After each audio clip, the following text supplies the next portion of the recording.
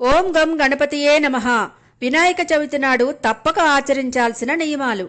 వినాయకుడు పిల్లల దేవుడు కాబట్టి పిల్లలతో ఓం గం గణపతియే నమః అని అనిపించండి. మట్టి వినాయకుడిని మాత్రమే పూజించడానికి ప్రయత్నం చేయండి. వినాయకునికి గరికను సమర్పించడం మరచిపోకండి. గణపతికి బెల్లం ముక్కని నైవేద్యంగా సమర్పించండి.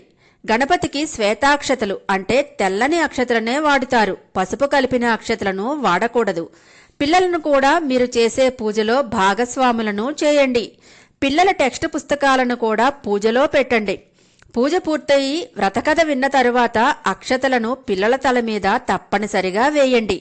చవితి చంద్రుడిని ఎందుకు చూడకూడదో పిల్లలకు అర్థమయ్యేటట్టు చెప్పండి.